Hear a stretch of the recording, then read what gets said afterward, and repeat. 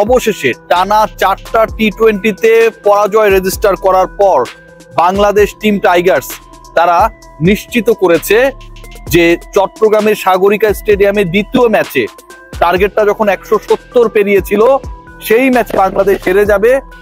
বাংলাদেশের টি-20 বিশ্বকাপের আগের সবচেয়ে সিরিজে বাংলাদেশ পরাজিত হবে, আয়ারল্যান্ডের বিপক্ষে বাংলাদেশ হেরে যাবে। এই যে সংখ্যা তৈরি হয়েছিল সেই সংখ্যা তুড়ি মেরে উড়িয়ে দিয়েছে টিম টাইগার্স। লিটন কুমার দাস, যেই লিটন কুমার দাসের টিমকে নানাভাবে প্রভাবিত করার চেষ্টা করেছিলেন Gazi Ashraf Hossain Lipu, L versus L, Liton versus Lipu, attack counter attack, এই জন্য অনেকটা ফ্রান্স আর আর্জেন্টিনার সেই বিশ্বকাপ 2022-এর ফাইনাল মনে হচ্ছিল। কেউ গোল দেয়, আরেকজন আবার কোনো না কোনো ভাবে পেনাল্টি বক্সের ভেতরে ফাউল আদায় করে নিয়ে নিজের গোলটা নিজের পেনাল্টি দেওয়ার চেষ্টা করে। তো লিপু সাহেব পেনাল্টি গোল করে লেভেল করার চেষ্টা করলো। End of the day Bangladesh দলের হয়ে লেভেল করার কাজটা করেছেন লিটন কুমার দাস, তার ক্যাপ্টেন্সিতে, তার দক্ষতায়, তার ব্যাটিং স্কিলে, এবং যেই ম্যাচটায় বাংলাদেশের টার্গেট প্রায় 250-র কাছাকাছি সেই ম্যাচে ক্যাপ্টেন্স নকে। 4 ম্যাচ পরে, টানা 4 ম্যাচে পরাজয় রেজিস্টার করার পর বাংলাদেশ যেভাবে সিরিজে ফিরেছে, এর আগে ওয়েস্ট ইন্ডিজের বিপক্ষে হোয়াইট ওয়াশ হওয়া দলটা আয়ারল্যান্ডের বিপক্ষে প্রথম ম্যাচে পরাজয়ের পর যেভাবে চাপে পড়েছিল সেই চাপকে তুড়ি মেরে উড়িয়ে দিয়েছে। ঠিক একই ভাগে টানা 4 ম্যাচের 3টায় সিঙ্গেল ডিজিট আউট হওয়া, টানা 4 ম্যাচে ব্যর্থ হওয়া পারভেজ হোসেন ইমন তিনিও ফিরেছেন তার ছন্দে।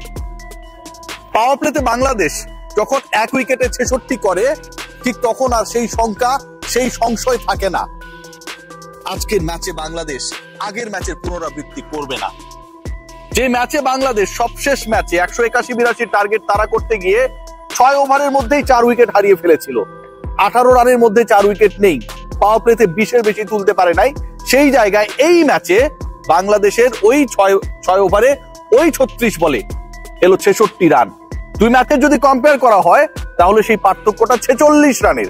উইকেটের যদি কম্পেয়ার করা হয় 4 ভার্সেস 1, 3 উইকেট বাংলাদেশ কম হারিয়েছে। ম্যাচিউরড বাংলাদেশ।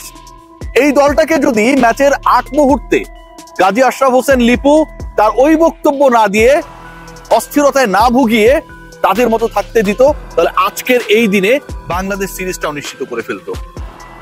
বাংলাদেশের এই ম্যাচে ফেরা অনেকগুলো দিক থেকে সিগনিফিক্যান্ট। প্রথম পার্ট যেটা, সেটা হচ্ছে লিটনের ক্যাপ্টেন্সি। আন্ডার প্রেসার যেভাবে লিটন ছিলেন, যেভাবে ম্যানেজমেন্ট থেকে প্রেসার ক্রিয়েট করা হয়েছে, টিম সিলেকশন নিয়ে ক্যাপ্টেনকে যেভাবে বারবার নানা ধরনের ডিস্টারবেন্সের মধ্যে যাওয়ানো হয়েছে, প্রত্যেকটা জায়গা নিয়ে একটা সংশয়ের জায়গা ছিল, সেখান থেকে বাংলাদেশ ব্যাক করেছে। সেকেন্ড পয়েন্ট যেটা, ক্যাপ্টেন নিজে অসাধারণ খেলেছেন। থার্ড পয়েন্ট যেটা, 2 ওপেনার, তামিমের পারফরমেন্স নিয়ে স্যাটিসফ্যাকশন থাকলেও ইমনকে নিয়ে কিছু জায়গায় ঘাটতি ছিল, সেই ইমন আজকে আবার তার ফর্মে ফিরেছেন। অস্বস্তি জায়গা যদি বলেন তাহলে আমার কাছে মনে হয় শুরুতে ওই রান আউটটা না হলে বাংলাদেশের জন্য গোল অ্যাচিভ করা, লক্ষ্য অ্যাচিভ করা, 2 ওপেনারের দারুণ একটা পার্টনারশিপ দেখার সেই সুযোগটা হতো, সেটা হয় নাই। যদি আজকে ইমন রিভার্স সুইপ করতে গিয়ে যেভাবে আউট হয়ে গেলেন, অসাধারণ ক্যাচ নিয়েছেন আইরিশ ফিল্ডার, সেটা যদি না হতো তিনি হয়তো ম্যাজিক ফিগার 50 ছুঁতে পারতেন। এই যে ছোট ছোট ঘটনাগুলো বাংলাদেশ মিস করেছে, তারপর এন্ড অফ দ্য ডে আজকের এই ম্যাচ সবচেয়ে বড় স্বস্তির।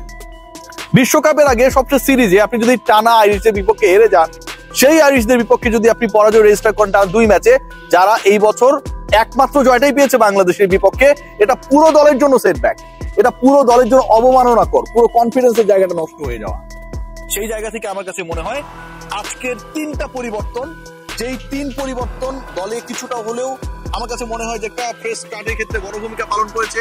শাহ মাহিদি আবারও তার ক্লাস দেখিয়েছেন, আবারও লিটন কুমার দাস ফর্মে ফিরেছেন, আবারও আউট অফ ফর্ম থেকে দারুণ ভাবে ফিরে এসেছেন পারভেজ হোসেন ইমন, এবং আবারও বাংলাদেশ জহুর আহমেদ চৌধুরী স্টেডিয়াম, যেটা আগে ছিল এখন যেটা সাগরিকা স্টেডিয়াম, সেই মাঠে তারা যে বড় রান তারা করতে পারে সেই সক্ষমতা দেখিয়েছে।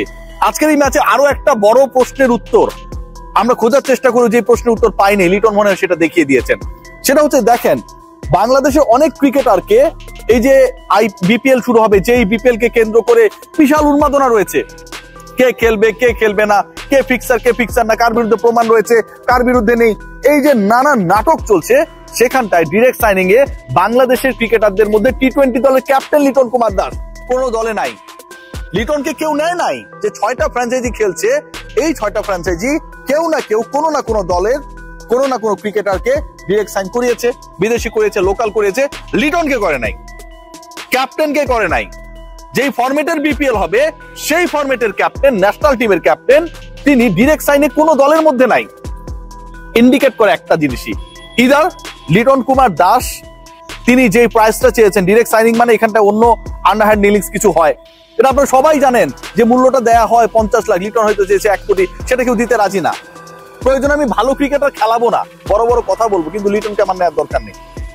অথবা লিটন বাকি যারা দল পেয়েছে, লোকাল অন্য ক্রিকেটাররা যাদেরকে বিভিন্ন দলগুলো বিনেছে, তাদের থেকে কোয়ালিটিতে খারাপ ক্রিকেটার, নিশ্চয়ই দ্বিতীয় কারণটা হবার সুযোগ নেই। লিটনের কোয়ালিটি নিয়ে, ক্যাপ্টেন্সি নিয়ে, সামর্থ্য নিয়ে, এক্সিকিউশন নিয়ে কোনো কিছু নেই, কোনো কমপ্লেন আসার সুযোগ নেই। কিন্তু end of the day Liton Kumar দাসকে বাংলাদেশ প্রিমিয়ার লিগ বিপিএল এর 6 দলের কেউই জাস্ট কিছু বেশি দিতে হবে দেখে নেয় নাই। এর থেকে দুঃখজনক আর কোনো কিছু হতে পারে না। সেই দুঃখজনক ঘটনা নিয়ে যখন আজকে আমরা প্রেস বক্সে আলোচনা করছিলাম, ঠিক তখন লিটন তার ক্লাসি ইনিংস খেললেন।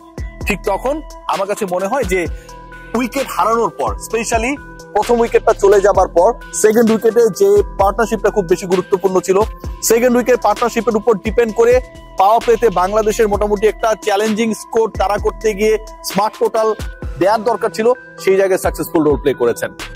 আজকের ম্যাচে আমি মনে করি লিটন আজকের ম্যাচে সাইব তুলনামূলক চেষ্টা করেছেন, পারভেজ হোসেন ইমন এদের থেকে সবচেয়ে বেশি ক্লিনিক্যাল রোল প্লে করেছেন স্পিনার শাক মেহেদী। তিনি যদি ওই সময়টায় 3টা উইকেট না দিতেন, 4 ওভারে 25 রান এই সিচুয়েশন ক্রিয়েট করতে না পারতেন, তাহলে লক্ষ্যটা আরো 20-25 রান বেশি হতে পারতো।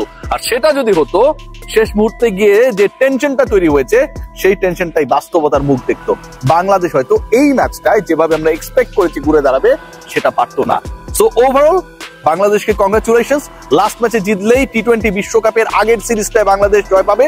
এবং এর থেকেও গুরুত্বপূর্ণ ব্যাপার যেটা, সেটা হচ্ছে এই ম্যাচে জয় বাংলাদেশকে অন্তত সেই সিচুয়েশনে ফেলে নাই যে টানা ঘরের মাঠে 2টা টি-20 সিরিজে হোয়াইট ওয়াশ হওয়ার শঙ্কা জেগেছে। দেখা যাক শেষ পর্যন্ত কি হয়, বাট বিশ্বকাপের আগে this is really a very very good victory. Take care.